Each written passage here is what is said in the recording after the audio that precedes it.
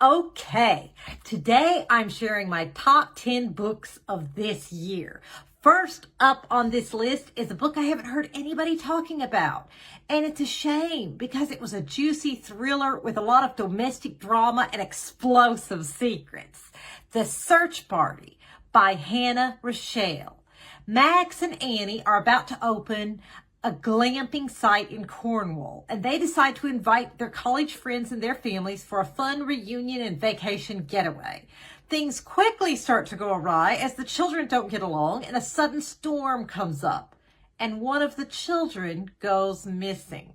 The story is told in two timelines, the vacation itself and the aftermath with the police.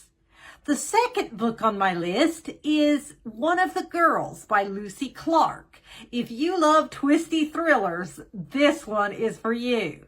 The story starts out with a body, but we don't know who it is.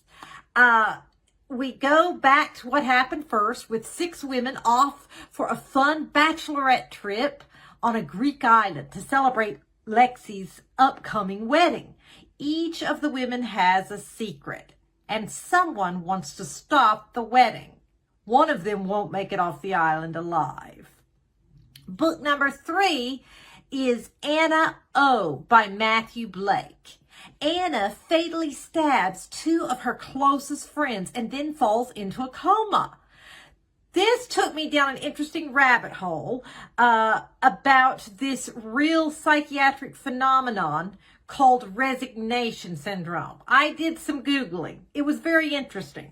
Dr. Ben is tasked with trying to wake her up so that she can stand trial. Little does he know, his life may be in danger. Coming in at number 4, If Something Happens to Me by Alex Finley was a wild, heart-pounding ride. 5 years ago, Ryan and his girlfriend Allie were parked at the local Lover's Lane when he is attacked. And when he comes to, his girlfriend is missing.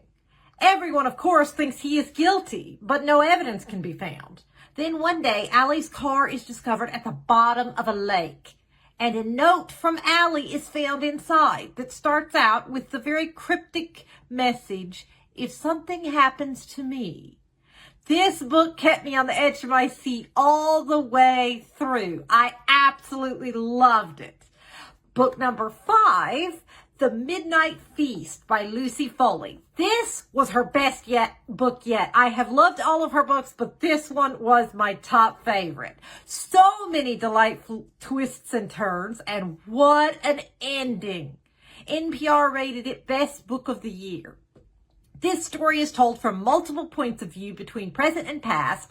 It starts on opening night at the Manor, a luxury resort. Old friends and enemies circulate among the guests, but what they don't know is that the ancient forest is bristling with secrets. The past is about to crash the party with catastrophic results. Number 6, What Have You Done by Sherry Lapina.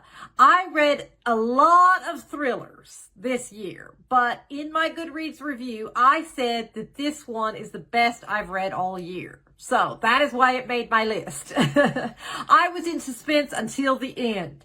The body of a local teenager, Diana, is found in a farmer's field. Told from multiple points of view, including the ghost, which I thought was really cool. I love a little bit of paranormal thrown into a thriller every now and then. It was very, very interesting. There are many suspects and lots of drama, and it ended with a bang. I could not believe it. Did not see that one coming. Book number 7, No One Can Know by Kate Alice Marshall. I loved the cover, the broken glass, like it was just so cool. This one is a juicy psychological thriller full of secrets and toxic family drama. Right up my alley. The Palmer sisters, Emma, Juliet, and Daphne, left their parents' beautiful mansion 14 years ago, and they never want to return. Until Emma becomes pregnant and her husband loses his job, and they have no choice but to return to the home she had inherited, where her parents' bodies had been found. Emma has never told anyone what she saw that night, even though she was considered the prime suspect. So many secrets and lies are about to be uncovered, and you won't want to put this book down. Number 8 was Darling Girls by Sally Hepworth. It follows 3 young girls, Jessica, Nora, and Alicia, being raised by their foster mother, Miss Fairchild.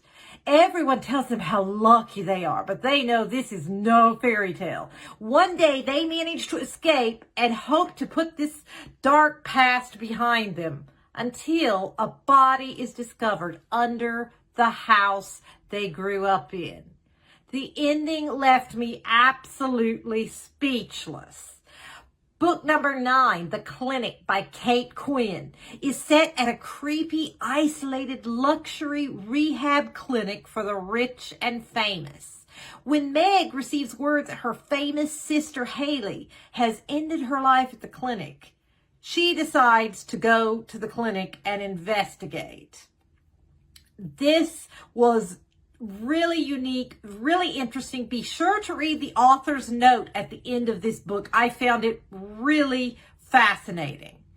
And finally, coming in at number 10 on my list, Listen for the Lie by Amy Tintera. Lucy is found wandering the streets covered in her best friend's blood. Of course, everyone thinks she took her best friend's life. She can't remember what happened and sets out to uncover the truth with help from a true crime podcaster named Ben.